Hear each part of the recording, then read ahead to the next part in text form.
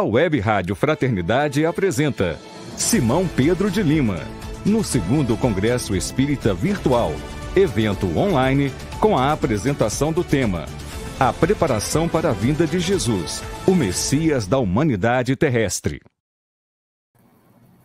Simão, mais uma vez obrigado, fica à vontade, você fala 50 minutos e aí depois a gente faz um pinga-fogo, pinga-fogo com você aqui, tá? A palavra é sua. Obrigado, Rubens. Mais uma vez, boa noite Adivina. Parabéns para vocês dois que desenvolvem esse belíssimo trabalho junto com toda a equipe, mas esse trabalho que tem muito da digital de vocês, então que Deus continue abençoando a vocês dois, a toda a equipe que colabora com o Web Rádio Fraternidade, para que possam vocês continuar levando a mensagem do Cristo a todo o mundo, né, pelas essas ondas da internet. E eu fico feliz de poder participar de mais um céu, né? Eu estou com presença assídua em todos os céus e agora nesse 2º céu virtual. E pediram-me que conversasse um pouco com essa temática, né, a preparação espiritual para a vinda do Cristo, para a vinda de Jesus aqui na Terra, o Messias da humanidade terrestre. É um tema que eu diria cuja envergadura vai além da minha capacidade, porque pensemos como saber, como interpretar, como entrar nesse mundo espiritual para entendermos os preparativos, para entendermos a preparação para a vinda de Jesus aqui na Terra. Um ser que aqui na Terra dividiu a história em antes dele e depois dele. Um ser que é conhecido no mundo inteiro. Talvez não seguido, mas conhecido no mundo inteiro. Então, é preciso que nós pensemos sobre o que de fato, ou qual de fato foi esse preparativo.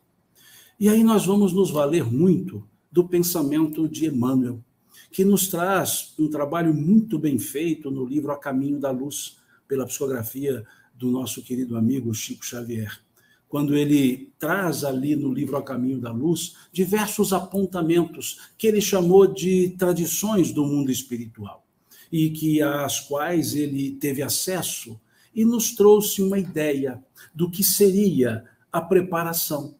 A preparação no mundo espiritual, mas também a preparação no mundo terreno.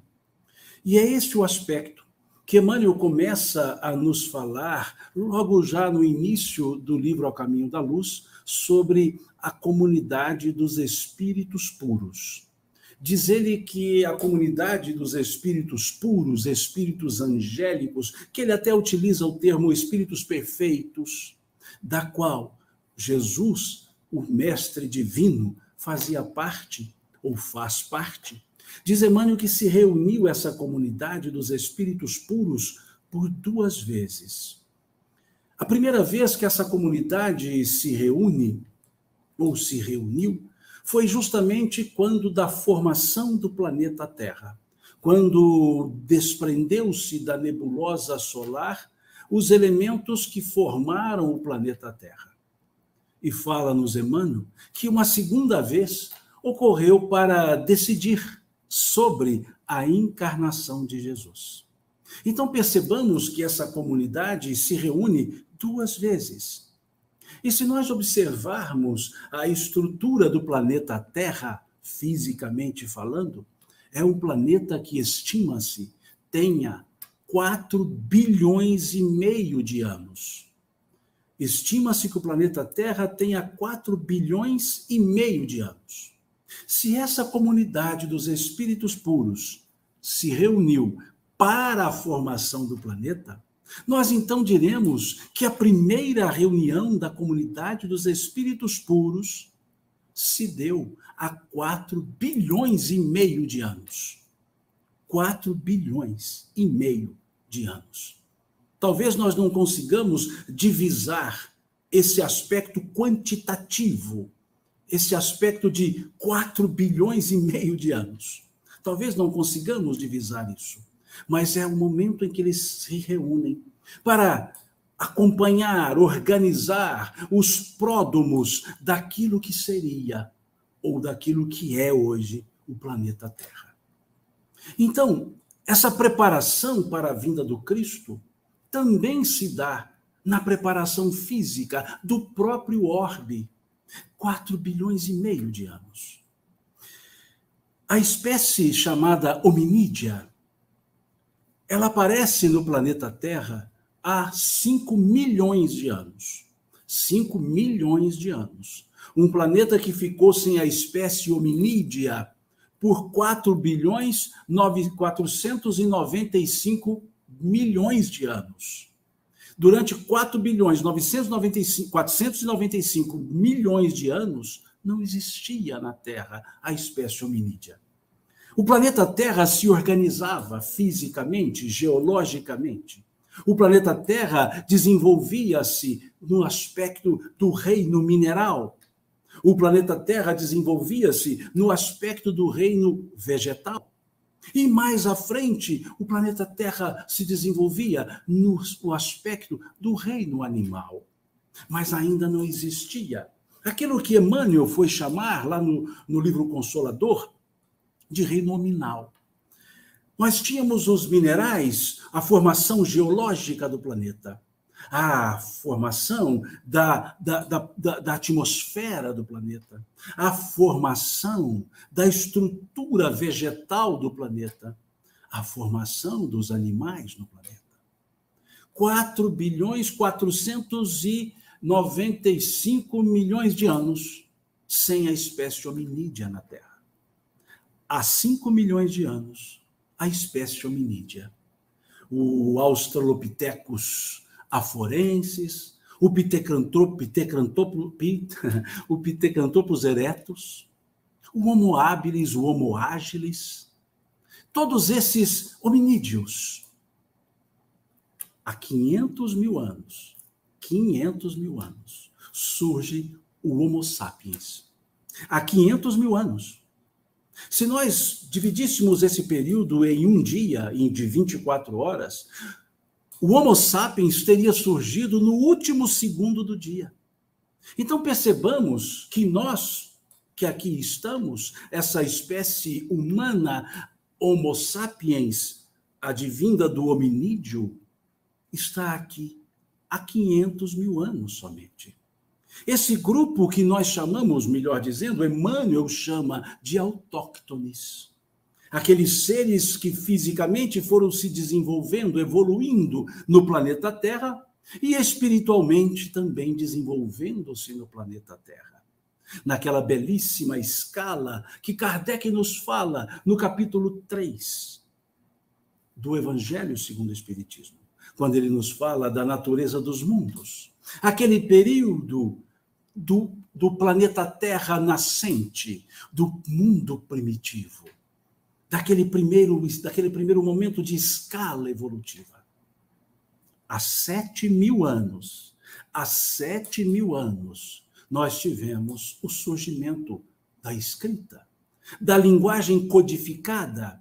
Nós saímos da imagem simbólica para a imagem codificada há 7 mil anos, num planeta que tem 4 bilhões e meio de anos. E há 2 mil anos vem Jesus.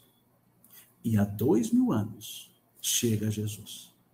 Depois de 4 bilhões e meio de anos, chega Jesus. E aí percebamos a segunda reunião da comunidade dos espíritos puros, que se deu, então, para organizar, decidir sobre a encarnação do Cristo. A primeira há 4 bilhões e meio de anos, a segunda recentemente, se compararmos a essa idade da Terra. Então, todo esse período foi um período que antecedeu, um período que era preciso que o planeta se organizasse para que o espírito, para que o princípio inteligente passasse pelas transformações e chegasse a essa individualização. começando, habitando estruturas corporais do hominídeo, do Australopithecus afarensis, desse Pithecanthropus erectus, do Homo habilis, do Homo agilis, do Homo sapiens sapiens. E o espírito evoluindo. E aqui no planeta.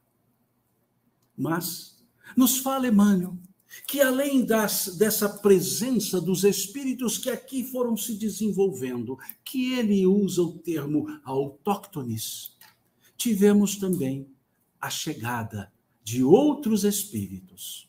Os espíritos chegados, não desenvolvidos no planeta Terra, mas chegados ao planeta Terra. Chegados aqui nesse planeta Terra. Os espíritos que Emmanuel diz, aqueles que vieram, os espíritos de outros orbes. Em especial, Emmanuel nos fala dos capelinos, daqueles espíritos, não eram naves espaciais que vieram para a Terra, longe disso, espíritos que, desencarnados nos orbes outros, encarnaram aqui no planeta Terra. E aí se dá a junção, a mistura, no bom sentido da palavra, a convivência, a inter-relação daqueles espíritos que de fora vieram com aqueles espíritos que se desenvolviam no próprio planeta. E fala-nos Emmanuel que desde então essa formação do planeta, Jesus tornou-se o responsável pela Terra, pelo planeta.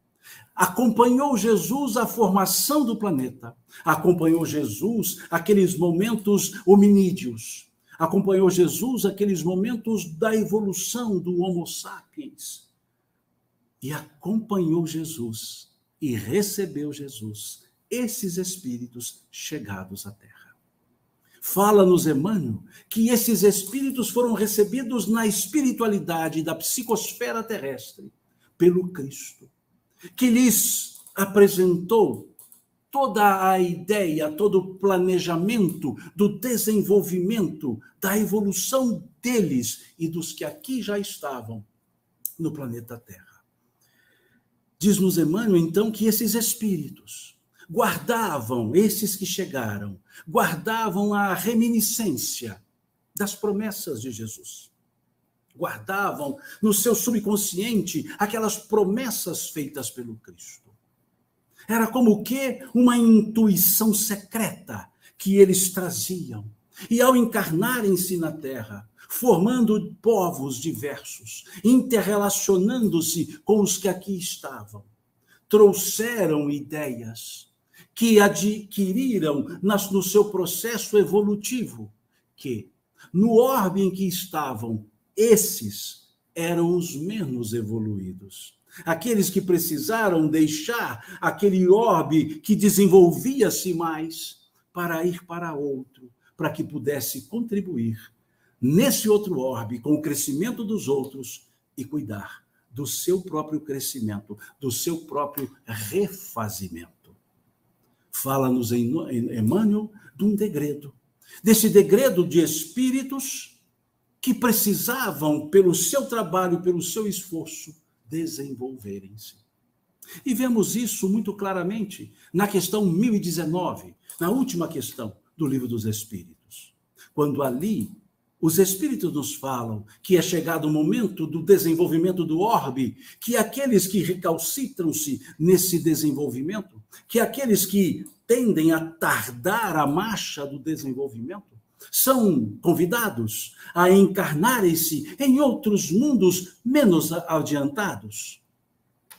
Porque esses, se ficassem, perturbariam o desenvolvimento natural daquele orbe. E então, nessa última questão do Livro dos Espíritos, falam que esses espíritos são deslocados para trabalhar para o seu refazimento, mas também trabalhar contribuindo para o crescimento daqueles outros mais atrasados até. E assim aconteceu. Não se tem uma data, não se pode dizer que foi em tal época, em tal século, porque se perde na própria história do tempo. Mas fala-nos Emmanuel que esse grupo que chega, recebido pelo Cristo, o nosso, por assim chamá-lo, governador do orbe, o nosso mestre, o nosso modelo, o nosso guia, os recebe, os orienta e formam grupos que Emmanuel separa-os por características. Fala-nos Emmanuel do grupo dos arianos da Índia, nos fala Emmanuel do grupo dos egípcios, nos fala Emmanuel do grupo dos israelitas, nos fala Emmanuel que esses grupos aqui chegaram, esses espíritos, e formaram então os seus grupos, e começaram a organizar, trazendo essa intuição, puxa assim, chamada secreta, de que havia algo a ser feito. Essa intuição de que perderam uma oportunidade e que não poderiam perder mais. Essa intuição dos ensinamentos que o Cristo havia a eles passado. E aí, cada um deles, trazendo as suas aquisições, o seu nível de conhecimento, cada grupo de espíritos, associando-se por similaridade de sentimentos, foram se colocando no planeta. E ele nos fala que aquele grupo chamados de Índia ou arianos trazia a condição para contribuir para a formação de uma sociedade organizada, porque trazia um senso claro de organização social nos orbes no qual, ou no orbe no qual viviam, já viveram. E então nos fala Emmanuel que esse grupo ofereceu as condições para o desenvolvimento que ele chamava de pródomos, para o início de um conceito de sociedade organizada. Era um povo que trazia no seu inconsciente uma lenda de um mundo perdido, como vemos nos Upanishads, como vemos no Mahabharata, como vemos nos Vedas. Essa ideia, ou no Vedas, essa ideia de algo perdido, porque de fato perderam sim, e traziam essa ideia, traziam as condições como balizadoras para o futuro desenvolvimento do pensamento da Grécia Antiga, dos povos latinos, do Lácio, da Roma Antiga, dos celtas, dos germanos, aqueles que começaram a formar um outro grupo que Emmanuel chamou de indo-europeu. Esse grupo, então, trazia um elevado conceito da ciência do espírito. Mas, lembremos, foram degredados. E o motivo do degredo era esse orgulho. Um orgulho que fechava. E aí, infelizmente, surgem as divisões de castas. Mas um grupo que poderia e ofereceu condições para que o pensamento da espiritualidade, a ciência do espírito, pudesse se desenvolver. E parte desse grupo, os arianos, caminham para a Europa, trazendo sem um registro de um sentimento mais profundo da espiritualidade, como que um grupo que, com a ideia de uma perda, queria criar um outro paraíso, e caminha para a Europa, e serve então de pródomo, serve de início na convivência com aqueles outros seres já habitantes do planeta, na convivência desenvolvendo conhecimentos, mas sem o sentimento religioso. Diz Emmanuel que essa romagem se dá antes mesmo da escrita, lá por 10.000 antes de Cristo. Palavras de Emmanuel, lá no livro A Caminho da Luz. Esse grupo, então, que ofereceu condições, que trouxe-nos, que introduziu um pensamento de uma transcendência espiritual. Fala-nos Emmanuel que outro grupo de espíritos que passou a conviver com os que aqui já estavam era um grupo que se coloca no norte da África, os egípcios. Os egípcios, esses espíritos que traziam uma característica, traziam conhecimentos profundos, quase que secretos, conhecimentos profundos da realidade espiritual, da verdade espiritual. Fala-nos Emmanuel que esse grupo era o grupo de maior destaque no curso da verdade, desse entendimento do porquê da vida. Fala-nos Emmanuel que era o grupo que possuía menos débitos no Tribunal da Justiça Divina, por assim dizer. Um grupo cuja característica marcante era a grande inteligência para as ciências do corpo, para as ciências da matéria, para a ciência do espírito. Trouxeram-nos a ideia de um regresso. Esse grupo ávido por regressar ao local de onde saíram em espíritos. Por isso, desenvolviam aquela ideia do culto da morte, porque entendiam que podiam voltar. E fala-nos Emmanuel que esse é o grupo que primeiro retornou ao seu orbe de origem. É o primeiro grupo que evolui mais rapidamente. É o grupo que nos apresenta um ensaio monoteísta, mas com característica daquilo que Emmanuel chamou de politeísmo simbólico. Quem estudou a história do Egito sabe a ideia de uma unificação de Deus, para um Deus só, Amon-Ra, que seria um único. Mas o simbolismo, o politeísmo simbólico, é porque esse povo sabia da existência de um Deus, mas também dos enviados de Deus, daqueles espíritos mais evoluídos, e começaram então a cultuar esses espíritos como deuses. Espíritos para fenômenos da natureza, espíritos para fenômenos da vida, espíritos para a morte, espíritos para a vida. E aí sim surge esse simbolismo, melhor dizendo, esse politeísmo simbólico, mas que foi se arraigando, e aí sim, politeísta.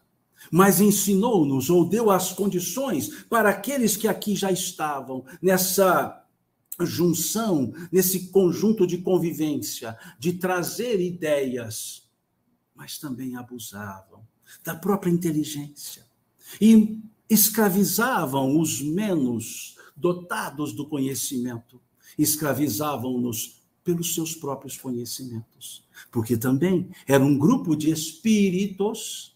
Não me refiro aos egípcios da atualidade, nem aos indianos da atualidade, mas aquele grupo de espíritos que chegou.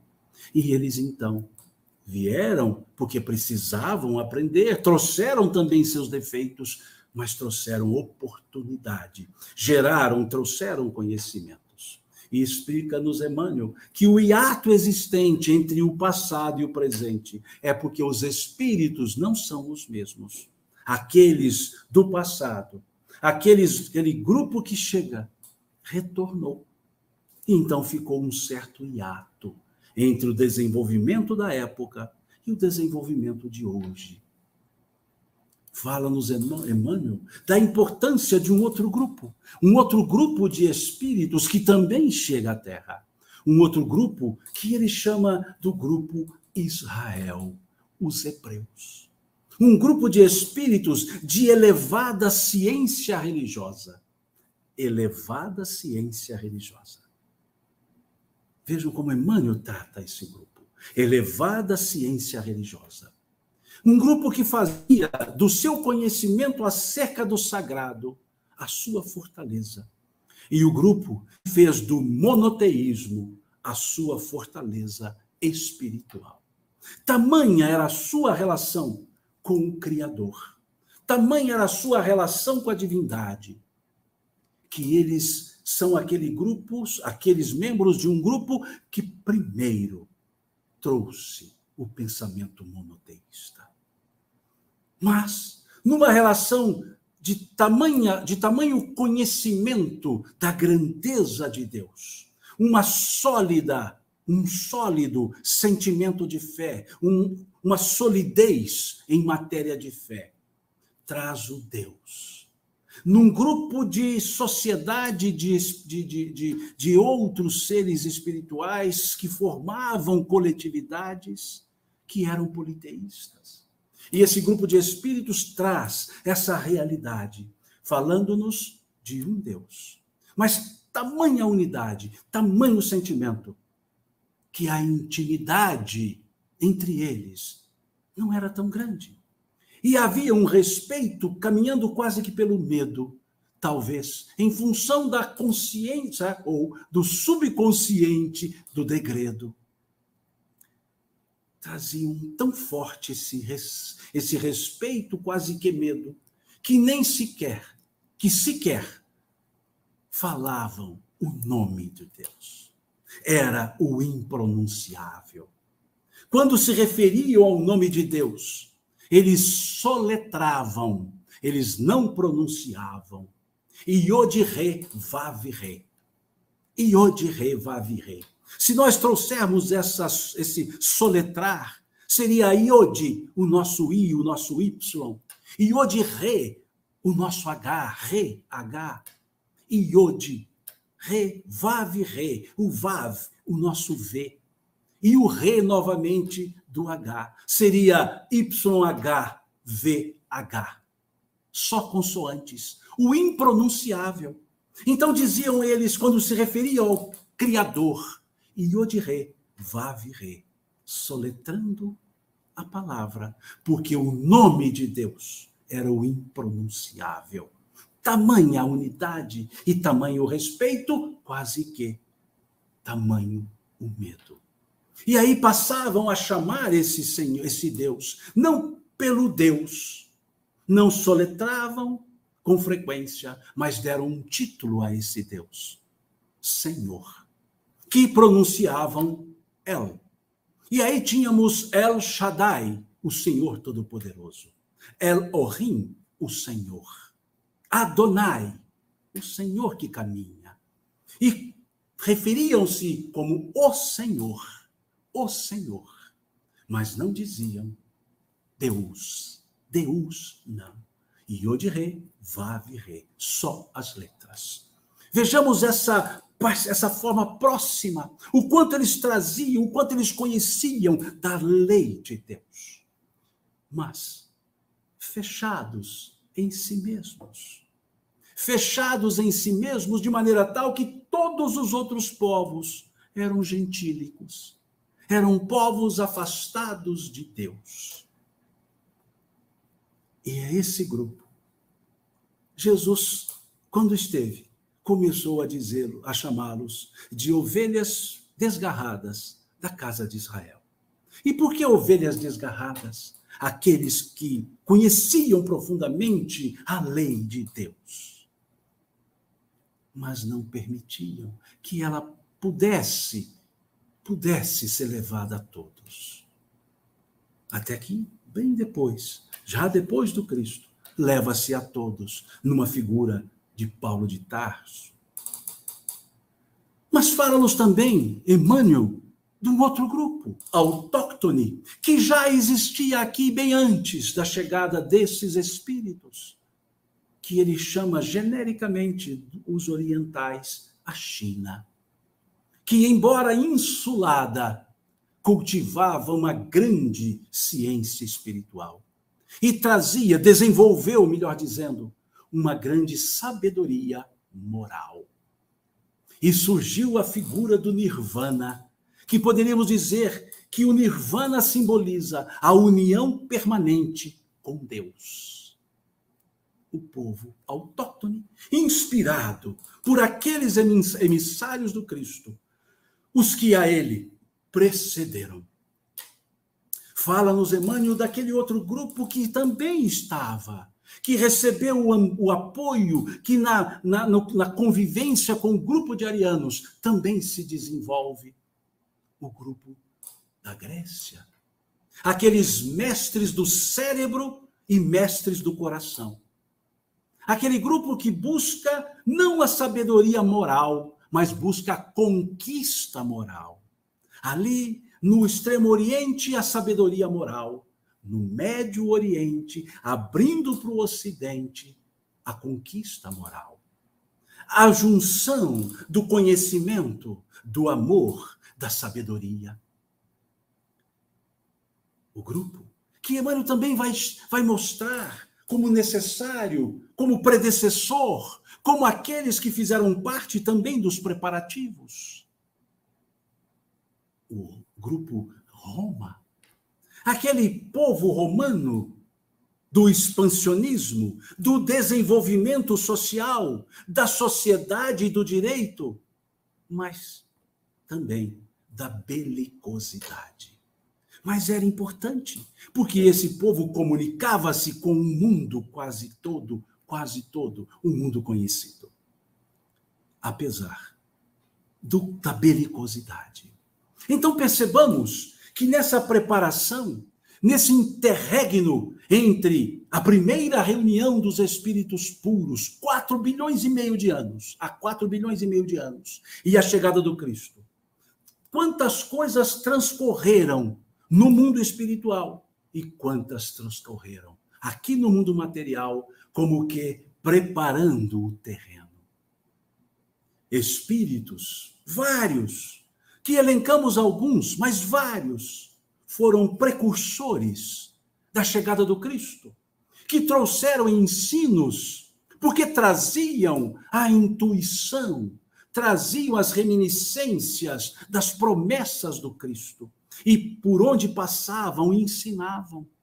Como tivemos precursores na Índia antiga, como Vyasa, como Krishna, como Siddhartha Gautama, e aqui falamos Índia, mas em toda a ideia daquela civilização indiana e na civilização também do Everest, a chamada civilização do Himalaia.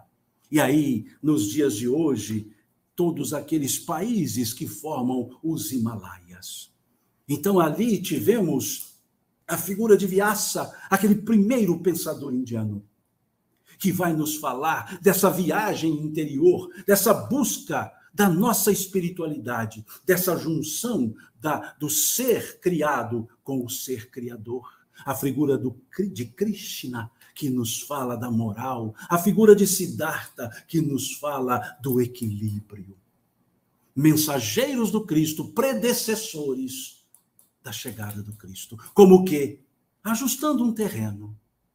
No Egito. No Egito tivemos a figura de Hermes.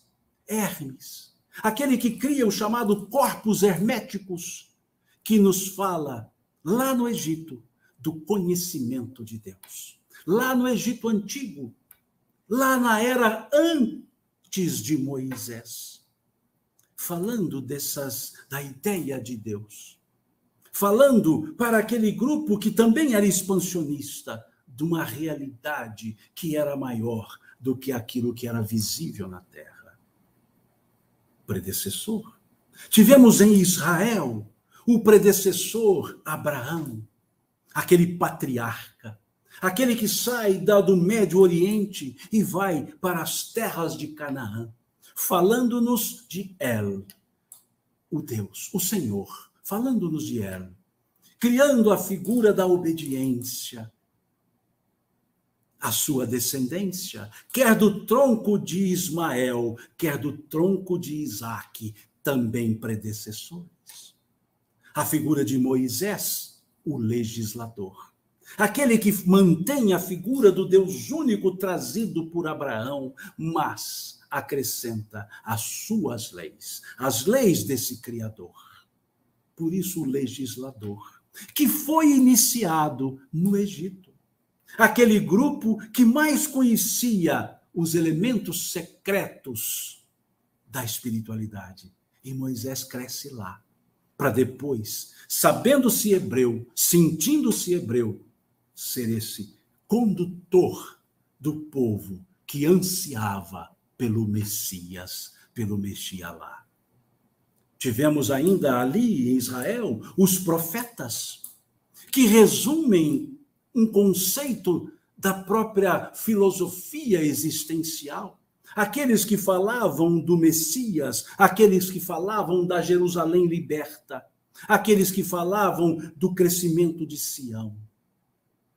Aquele povo que por duas diásporas passou, trazia essa filosofia do eterno, essa filosofia do incriado, essa filosofia do impronunciável.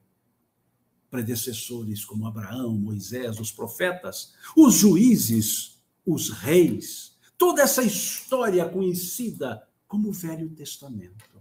Predecessores. O próprio Batista, João, aquele que endireitava, pedia-se para endireitar as veredas, dizendo que batizava com água, mas depois dele viria aquele que batizaria com o fogo purificador.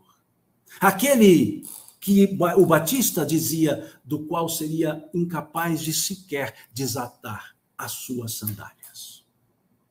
Na China, os precursores do Cristo na China, Forri, Lao Tse, Confúcio, predecessores que falavam de uma filosofia existencial, de uma sabedoria que precisava ser aplicada, distribuída, repartida e não concentrada, do saber que precisava se compartilhar.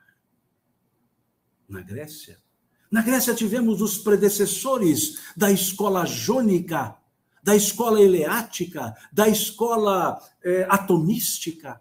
Tivemos a figura de Tales de Mileto, a figura de Demócrito, a figura de Pitágoras, das chamadas escolas pré-socráticas, que buscavam o entendimento da origem do mundo, buscavam os elementos essenciais do mundo, que divisaram o universo, que criaram a linguagem dos números, desse conhecimento de Deus pelos números da matemática, que ensaiavam os elementos astronômicos como que divisando a casa do Pai, o universo.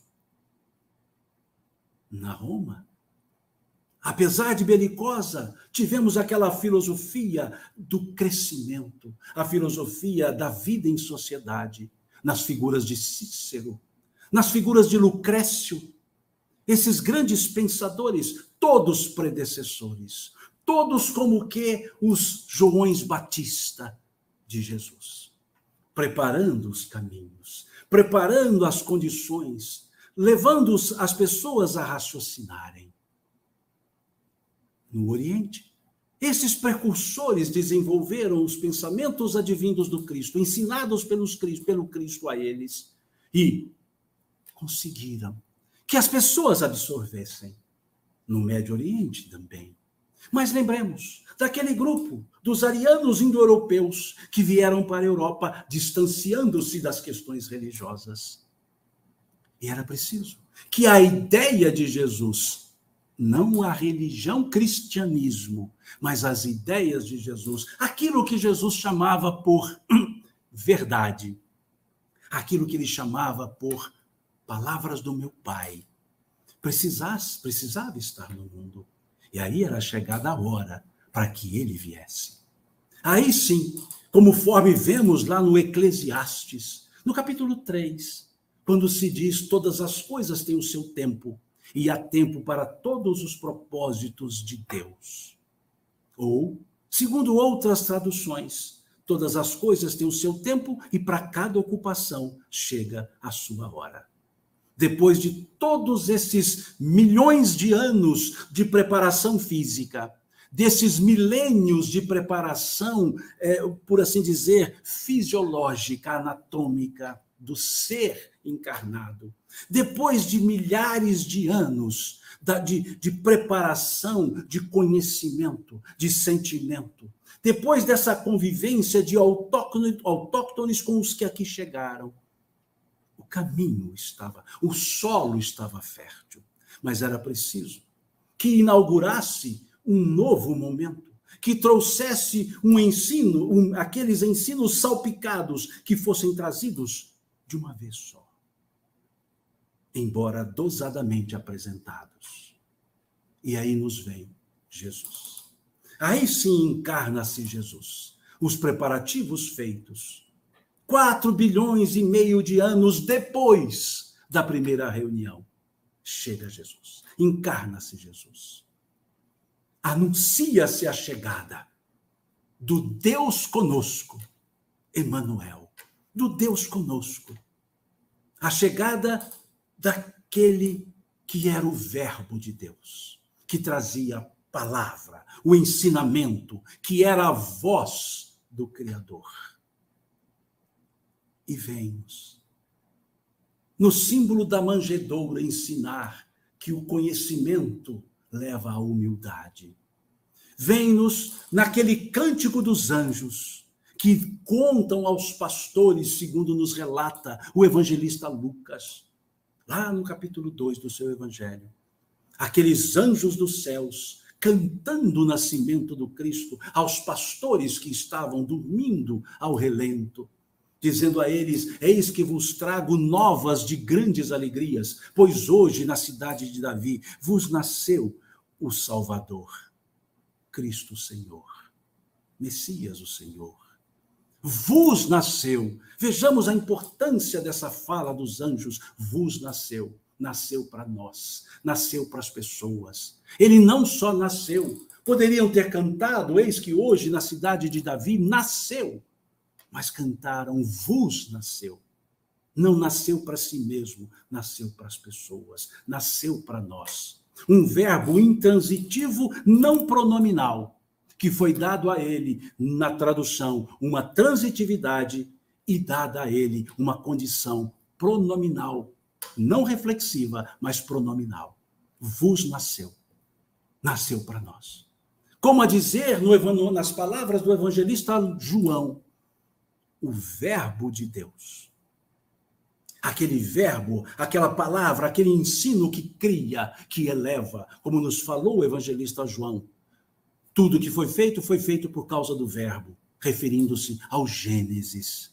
E Deus disse: faça-se a luz, e Deus disse: separe a água, e Deus disse, e pelo dizer de Deus, as coisas foram criadas.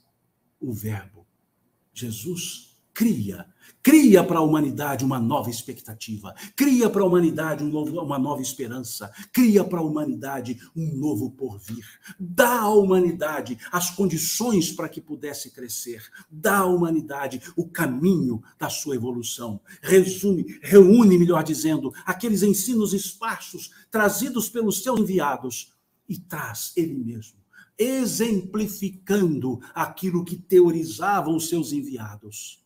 E resumindo todo aquilo que ele nos trouxe em humildade, em exemplificação e amor. Daí, então, fala-nos Emmanuel que nesse momento, com a chegada do Cristo, dá-se o início da maioridade terrestre. Porque os ensinos, as palavras de vida eterna ecoam e são os nossos direcionadores. É aquele que é o caminho, é aquele que é a verdade, é aquele que é a vida, é aquele que é o Messias da humanidade terrestre, aquele que não criou nenhuma religião, aquele que nos trouxe as palavras que nos fazem crescer, as palavras que nos fazem evoluir, que nos trouxe os ensinos que são para nós os insumos para a nossa vida. E esse que aqui chegou, o Cristo de Deus, não foi casualmente, não foi por uma decisão de última hora. Foi tudo adredemente preparado, tudo intencionalmente preparado. Aqueles que estariam com ele, aqueles que conviveriam com ele, aqueles que dariam também a ele o suporte para a continuidade, os seus apóstolos, a sua mãe, o seu pai, aqueles que dariam a ele a estrutura familiar para que ele aqui pudesse chegar. Esse é o Cristo de Deus. Esse é aquele que nos disse: eu vim para que todos tenham vida e a tenham em abundância.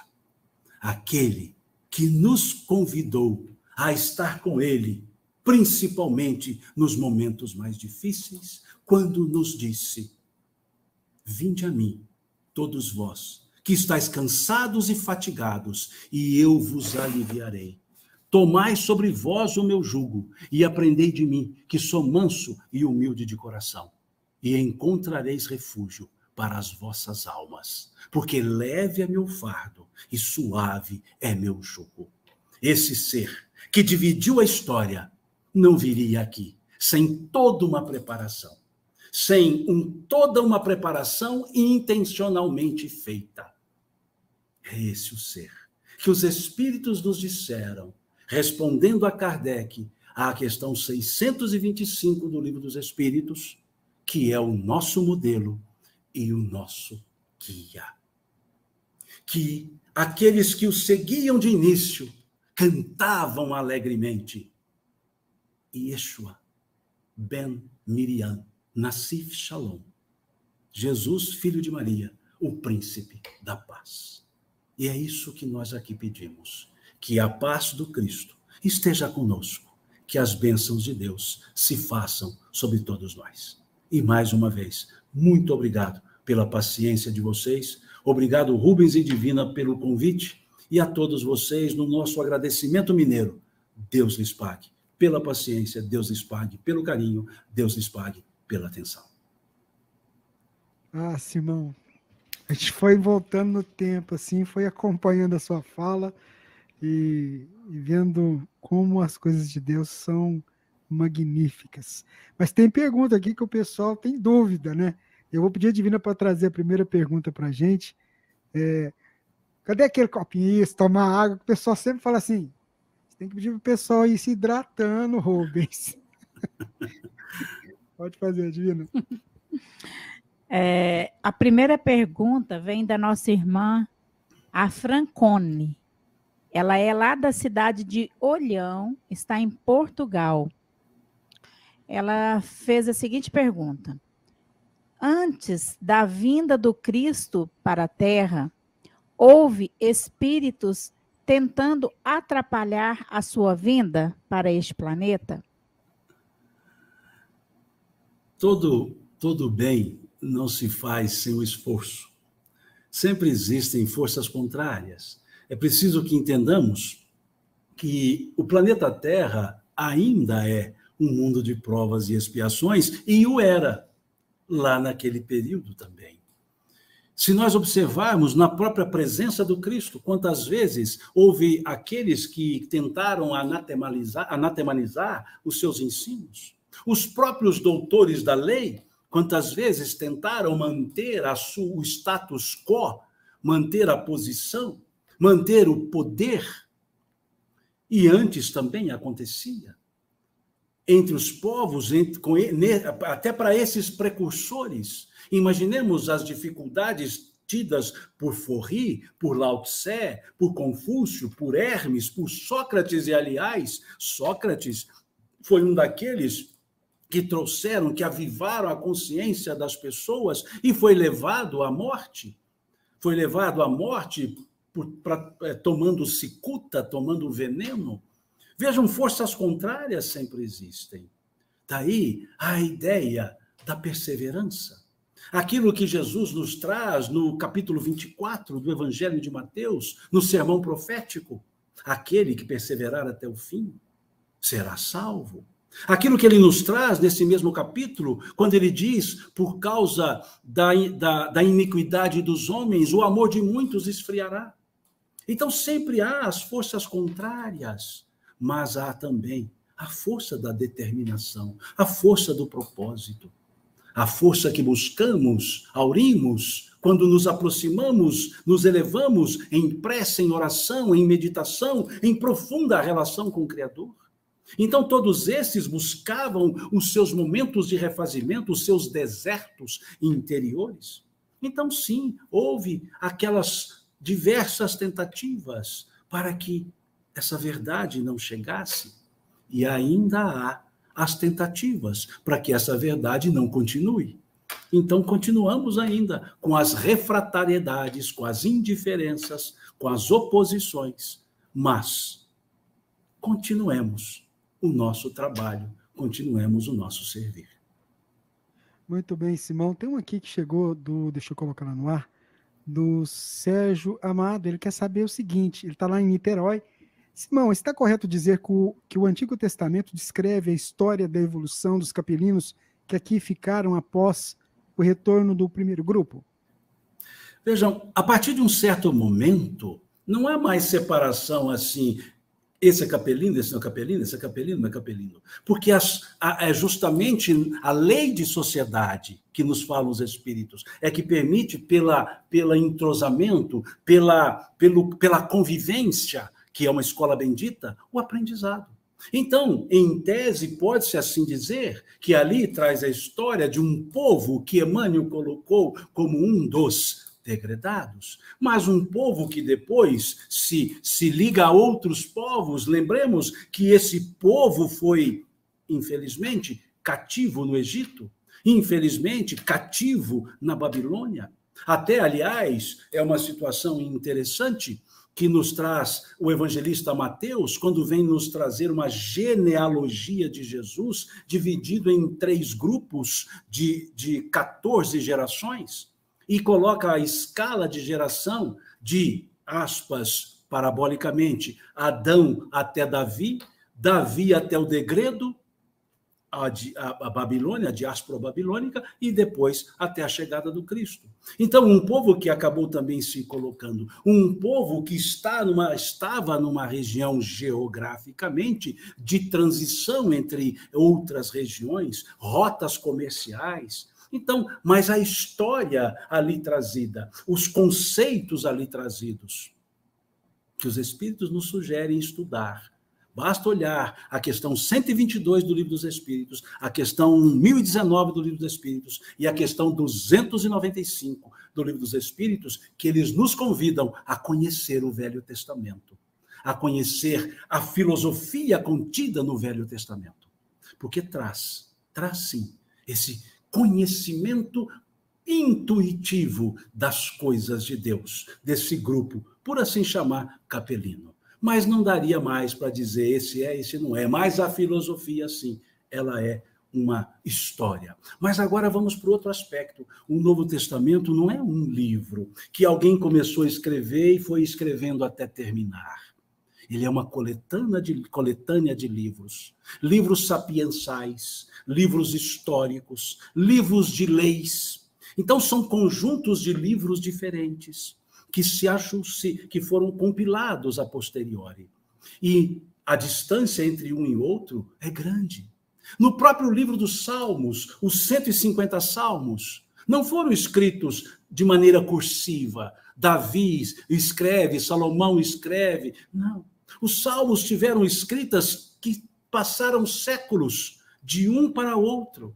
Há salmos escritos por Davi, por Salomão, mas há salmos da era dos Macabeus, já mais recente. Então, o Velho Testamento não é um conjunto cursivo de livros, que há um curso retilíneo uniforme, e são tradições.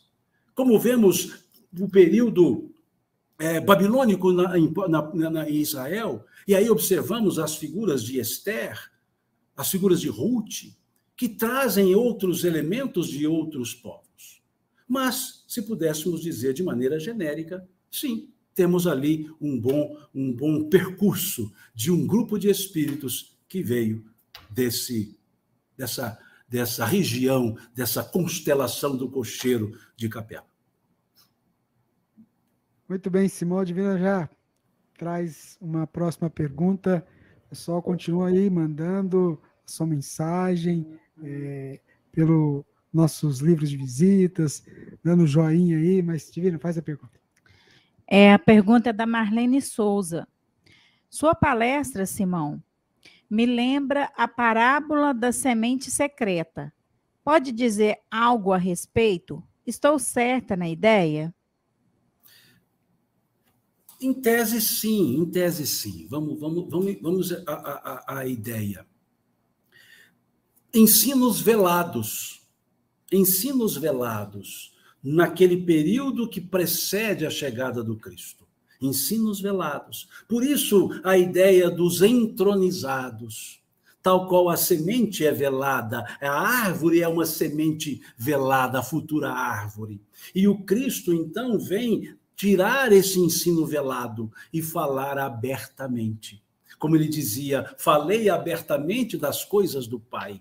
Então, aqueles enunciados velados em função das culturas dos diversos povos, em função dos próprios que trouxeram não serem os espíritos da envergadura necessária para tamanha tarefa de falar abertamente. E aí sim, vem o Cristo falando abertamente. Vem o Cristo trazendo, não o velamento, mas a frondosidade da árvore, a árvore que dará frutos. E ele traz muito essa ideia, quando fala das parábolas da semente, mais de uma até, mas também quando ele fala, numa forma também parabólica, mas mais simbólica, da videira. Quando ele diz, eu sou a videira, aquele galho que está ligado à videira não perecerá. Então, o Cristo já era a árvore para mostrar os frutos e não mais o velamento dos ensinos do Pai. Muito bem, Simão Pedro, este é o nosso segundo céu virtual. Vamos lá, vamos para uma próxima pergunta que eu vou pedir para... Não, deixa eu ver aqui, eu tinha até separado uma, mas eu passei aqui, Divina. Qual que é a pergunta próxima que você tem aí para trazer para o Simão para a gente? Então, Rubens, a pergunta é da Rosângela. Simão, esta pandemia veio para preparar um outro caminho, um outro momento. Muito egoísmo, tristeza. Que momento é este? Olha, todos os momentos pelos quais nós passamos são momentos difíceis porque nós estamos nele.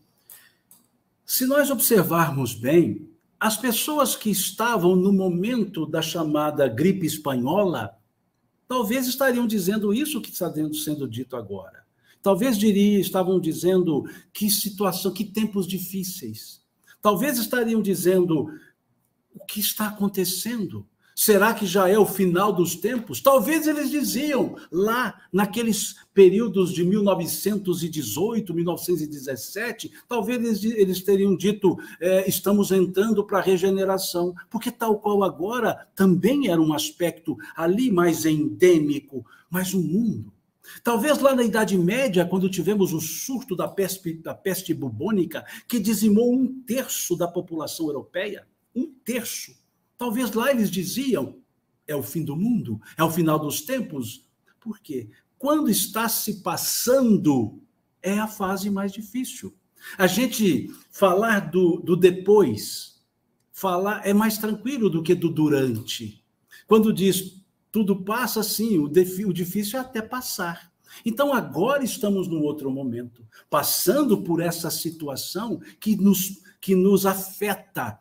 Nos afeta no campo do afeto, ou seja, nos afeta porque muitos dos que nós temos por eles afeto foram desencarnando, muitos se adoeceram, criou-se toda uma desconjuntura social, criou-se dificuldades no mundo mais moderno em termos de sociedade, um mundo mais dependente e interdependente, um mundo de maior comunicação que fez com que fosse o aspecto aí sim pandêmico do mundo.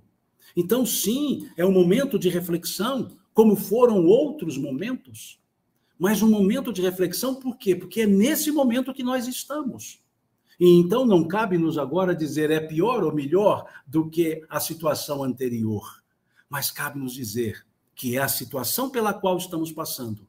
E a pergunta é, não como estará o mundo depois, é como estará cada pessoa depois. A pergunta que eu devo fazer é como eu estarei. O que eu estou mudando em mim? Que conceitos eu estou reconstruindo em mim? Que preconceitos eu estou demovendo em mim? Porque, embora seja algo coletivo, o aprendizado sempre será individual. Muitos aprenderão, muitos não. Muitos ressignificarão suas vidas, muitos não. Porque cada um, como dizia o apóstolo Paulo aos Coríntios, cada um dará contas de si mesmo a Deus. Muito bem, Simão. Tem uma pergunta muito bacana também da nossa Erna Catarina. Deixa eu pôr na tela aqui. Essa aqui é daquela... Ela quer saber o seguinte: Maria, mãe de Jesus, também foi preparada, Simão? Vejam, não há acaso na estrutura de Deus. Porque se houver acaso, não há segurança na lei de Deus. Não há harmonia na lei de Deus. Tudo é adredemente preparado. Maria não foi preparada depois que nasceu. Ela não foi preparada depois que Gabriel, o anjo Gabriel, se apresenta a ela. Ele até já diz: tu és agraciada do Senhor. Ele não diz tu serás, tu és agraciada, ou seja, o ser agraciado.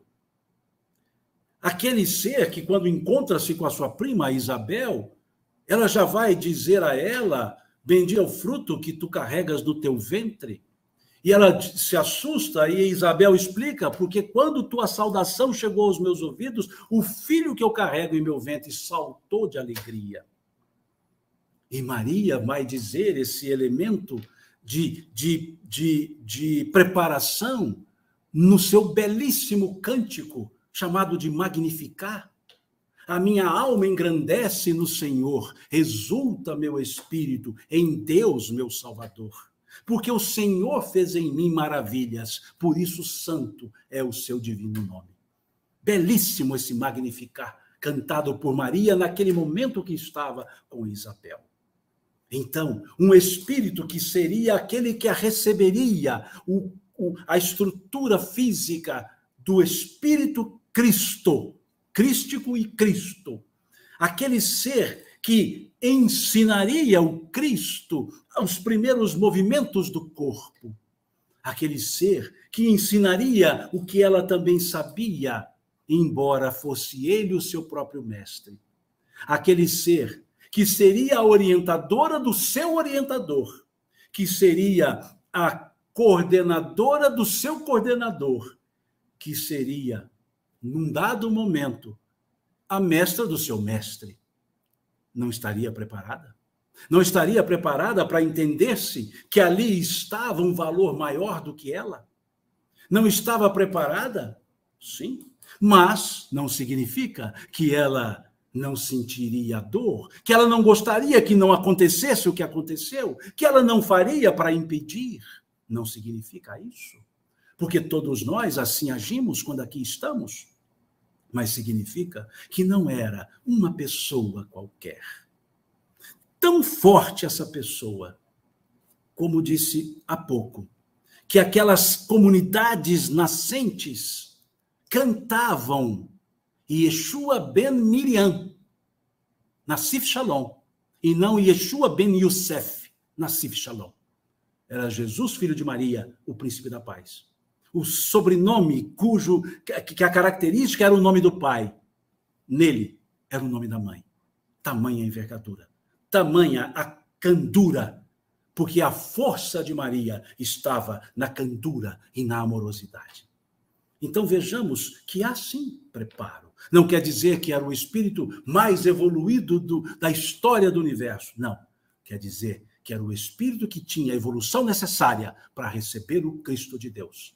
Era o espírito que tinha a evolução necessária para conduzi-lo nos primeiros momentos da sua existência. Como bem cantou Padre Zezinho. Maria que fez o Cristo falar. Maria que fez Jesus caminhar. Maria que só viveu para o seu Deus. Maria do povo meu. Muito bem montada, criada essa belíssima letra de Padre Zezinho. Então, sim, um espírito que tinha o preparo necessário para a tarefa que lhe foi concedida, ou lhe foi colocada. Muito bem, a Divina traz mais uma pergunta. A Deise Soares da Silva, ela gostaria de saber se Jesus está cercado de outros Cristos na condução da Terra. Da Terra, ele é o nosso governador. Nós temos os Cristos solares, vamos dizer assim, os Cristos interplanetários, galácticos, mas o planeta Terra, ele é o nosso Cristo. Ele é aquele que cuida de nós. Ele é aquele que disse assim: não fostes vós que me escolhestes, eu vos escolhi a vós, e já vos conhecia, porque antes que o mundo fosse, eu sou, dizia ele. Antes que o mundo fosse, eu sou. Ele é o nosso Cristo, ele é o Cristo do nosso planeta, ele é aquele que para nós, no planeta Terra, é a imagem do Criador, segundo podemos observar, ver, sentir. É como se fosse um espelho refletindo a imagem daquele que aqui chamamos do nosso Criador. Muito bem, a Divina já está aqui com mais uma pergunta para a gente, Divina. A outra pergunta é da Maria Ferraz, ela é de Houston, Texas. Ela está te perguntando o seguinte, ó: muitos dizem que, como seres humanos, estamos piorando, mas não é verdade que hoje somos a nossa melhor versão, Simão? Eu diria que hoje somos a nossa melhor versão no nosso melhor momento, porque somos nós no agora. Então, além de sermos a nossa melhor versão, e aí eu peço licença ao Haroldo, que já está por chegar, porque essa expressão é usada muito por ele, a nossa melhor versão sempre é o de hoje. Então, peço licença para parafraseá-lo e dizer que, sim, é a nossa melhor versão, mas também estamos no nosso melhor momento. Por que o nosso melhor momento? Porque estamos encarnados, porque estamos aqui agora. Então, sim, a humanidade o espírito não retrograda, a humanidade não retrogradou. A humanidade, ela ensaia crescimentos e busca fixação. Então, existe a forma elíptica de crescimento, a espiral de crescimento, em que nos projetamos e fixamos, avançamos numa projeção e fixamos numa ação. Então, muitas vezes, há uma ideia de retrogradação, que é o refluxo, que é a fixação daquilo que se projetou, daquilo que se quis aprender. E a humanidade hoje, apesar de todos esses desenganos nossos, apesar dos erros, apesar do egoísmo campeante, ela está melhor do que no passado. Está melhor do que no passado. No passado, bem diferente. Falamos em guerras, falamos em atrocidades menores do que no passado. Então, observemos, volto àquilo que eu já disse, volto àquele momento que eu já disse. Estamos passando, e por estar passando, é que sentimos mais. Não dá para olhar o passado porque estamos no presente, não dá para o futuro porque estamos no presente. Então, nos parece que não está bem. E aí vale-me também de uma ideia de Dona Joana de Ângeles, quase que fazendo uma paráfrase também. Nem tudo nos parece bem, mas tudo está certo, porque está nos desígnios de Deus. Muito bem. Você falou do Haroldo, eu queria aproveitar e dizer que ele vai atrasar um pouquinho, mas está chegando. Então, a gente vai seguindo aqui um tiquinho mais. Você viu que nós estávamos falando tiquinho mais? Eu estou me sentindo um João Batista, então, para o Haroldo. Eu estou só como precursor, depois ele vem e arremata. Preparando.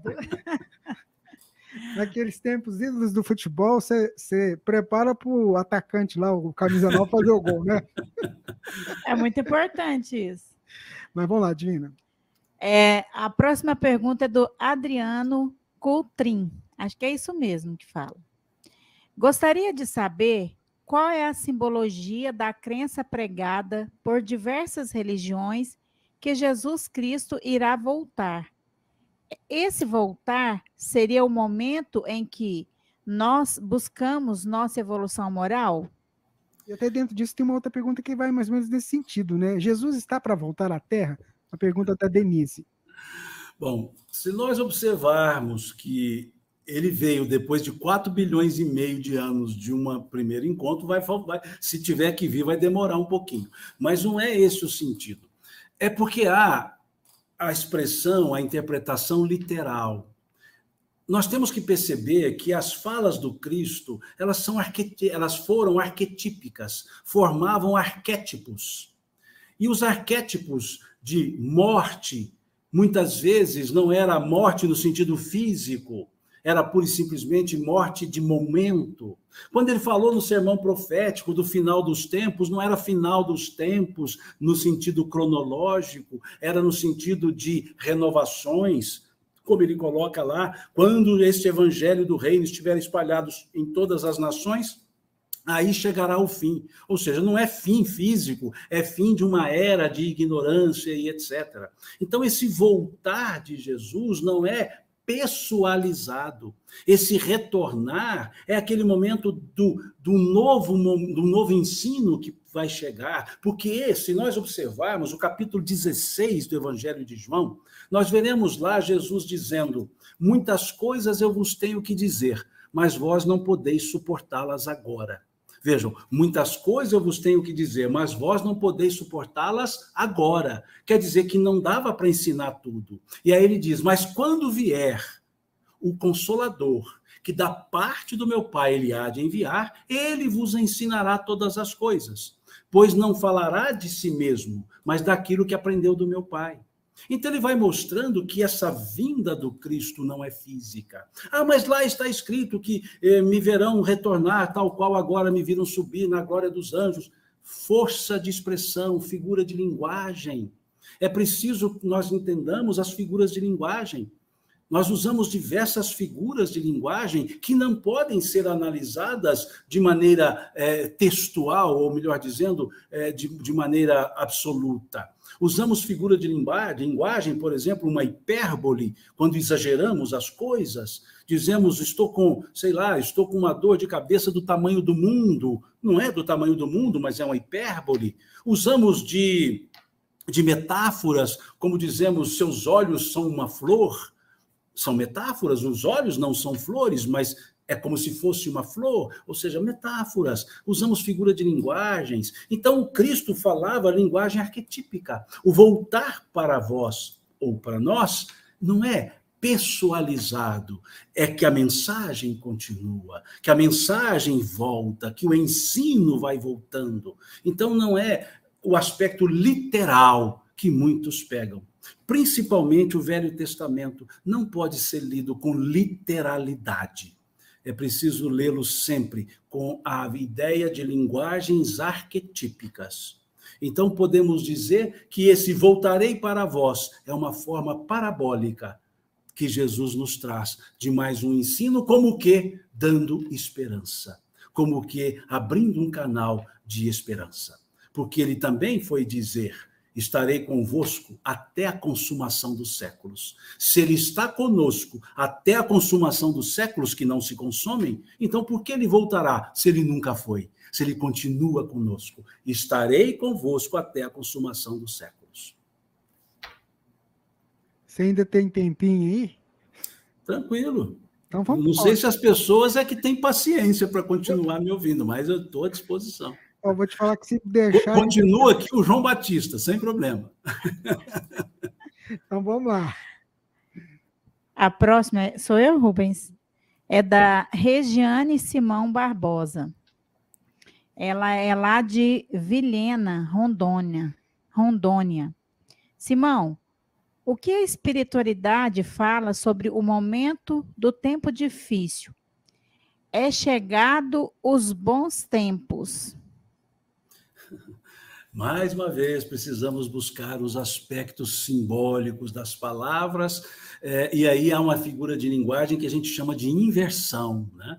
Bons tempos, é chegado o momento aprazado, é chegado o momento do testemunho, o momento da ação, o momento da atitude, porque nas adversidades é que nós crescemos, no aspecto de fortalecimento, é na adversidade que nós buscamos as forças e mantemos-las depois nos períodos da bonança. Então, essa forma não é de exaltar a dificuldade, mas sim de mostrar que é ali que nós nos fortalecemos. É aquela ideia muito trabalhada por Chico na sua mineirice, né? Ou na nossa mineirice, que ele usava a figura do buril, do martelo, da enxada, ou seja, é o esforço, o desgaste, mas é o desgaste não da deteriorização, mas o desgaste do aspecto do fortalecer, do crescer. Então, são chegados os bons tempos em que podemos dar o testemunho, são chegados os bons tempos em que podemos agir, são chegados os bons tempos em que podemos servir, em que podemos demonstrar, em que podemos agir, trabalhar. Então, é essa a ideia, não é um cântico com exaltação à dor, pelo contrário, é a transformação daquilo que chamamos dor em escada de crescimento, em escada de fortalecimento. Daí, bem-aventurados os que choram, porque serão consolados. Bem-aventurados os que se resignam, porque serão consolados. Muito bem, esse é o nosso segundo céu virtual, e a Divina está ali com mais uma pergunta, que as perguntas estão chegando. É da Olga Batista de Souza. Ela é lá de Goiânia. Simão, porque mesmo no meio espírita ainda é difícil entender a vinda de Jesus? Ou estou enganada? Eu não diria no meio espírita, no meio católico, no meio protestante evangélico, ou no meio ateu. Não, é uma questão de pessoalidade mesmo, né? Nós somos seres ainda um pouco frios em alguns aspectos que transformamos a racionalidade em racionalismo. Então, não é uma dificuldade no meio espírita.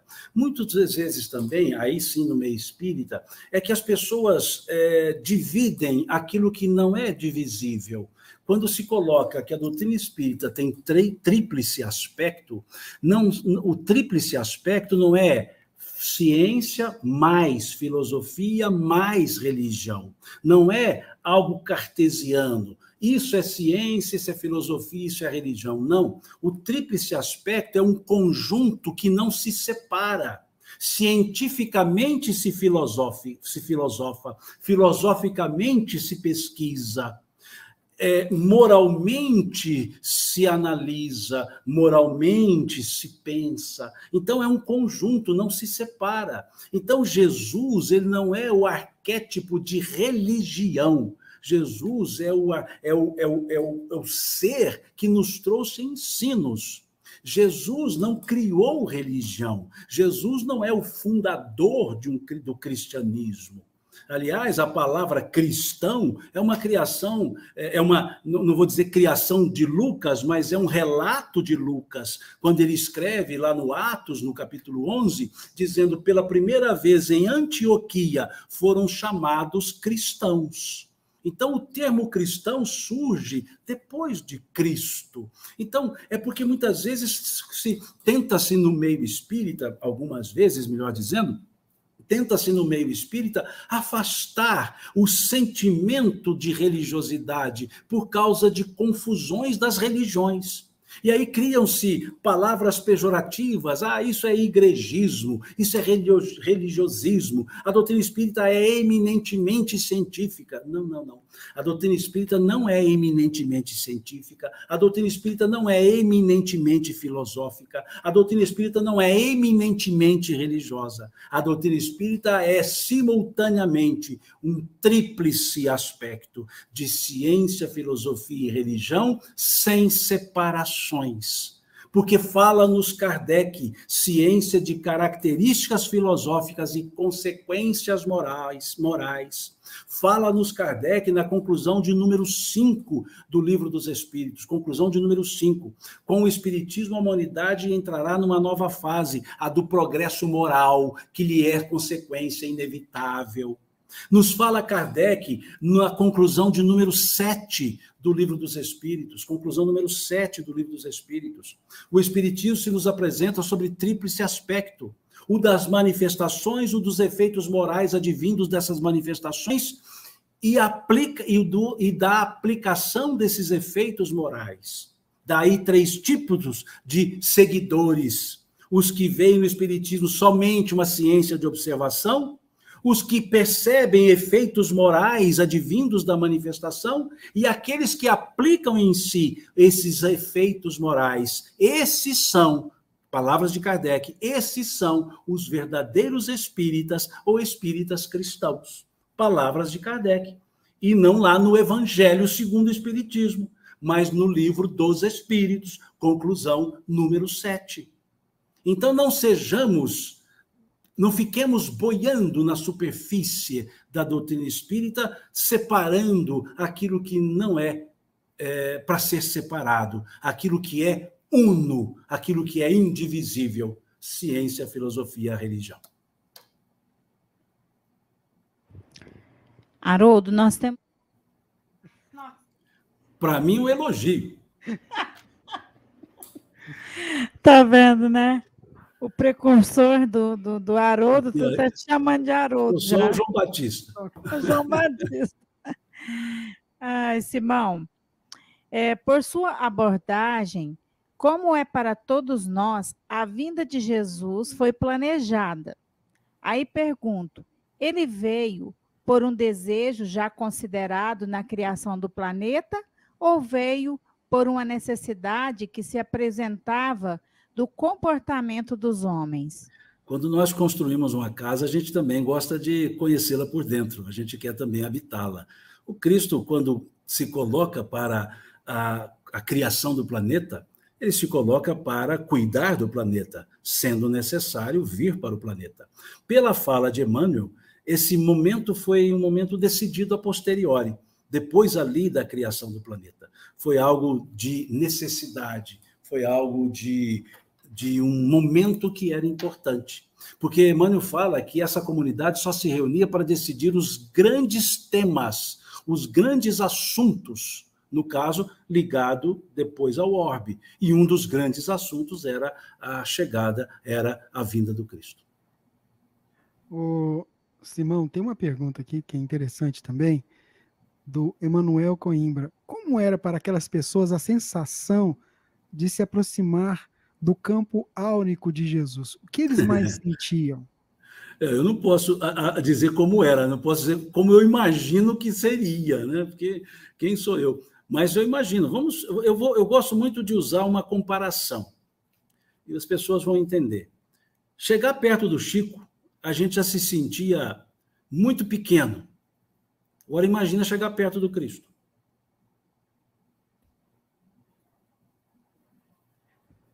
Desculpa, pode continuar. Eu acho que é porque deu uma parada para mim aqui. Então foi só no meu aqui. Mas veja, se conviver com o Chico, conhecê-lo, conversar com ele, já trazia em nós, fazia em nós aquele sentimento de assim, aconchego, querer ficar grudado juntinho dele. Agora, imagina se estivéssemos perante o Cristo. Algo que a gente não consegue imaginar. Mas, infelizmente, há a ciclagem das pessoas. E aquelas pessoas refratárias não viram o tesouro que estava ali junto delas. Preferiram passar de largo, preferiram olhar para outro lado, preferiram não percebê-lo.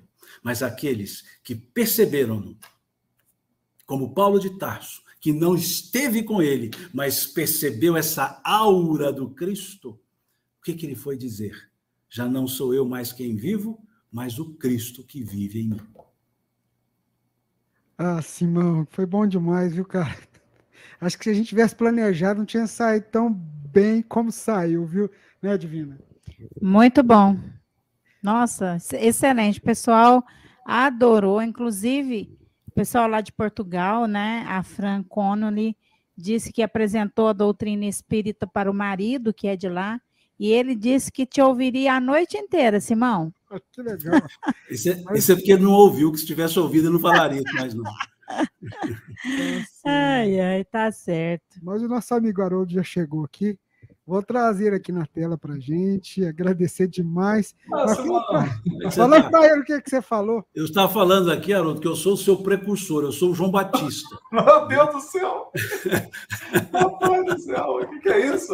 Ele falou assim, Simão, o Haroldo vai atrasar um pouquinho, você vai ficando fica aí na tela. Eu falei, não, é a primeira vez que eu vejo eu sou o João Batista, eu fico aqui. É a primeira vez que eu vejo um precursor anunciando alguém menor. Ah, deixa disso, rapaz. O que é isso? Você sabe bem que não. Uma alegria poder te falar antes de você. Não vou dizer que eu preparei o caminho, não, porque eu sou muito ruimzinho para preparar caminho, mas né, eu estou lá para Simão Pedro, estou mais negando do que preparando. Mas... Não, você deixou uma vibração boa aí. Não, para mim é uma alegria poder te ver aqui e vou te assistir daqui a pouco. Uma alegria te encontrar.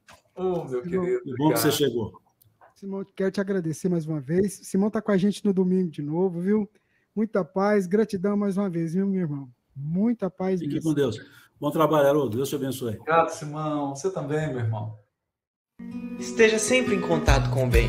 No site e no aplicativo da Web Rádio Fraternidade, você encontra orações diárias, palestras e estudos que te sintonizarão com os ensinos do Cristo.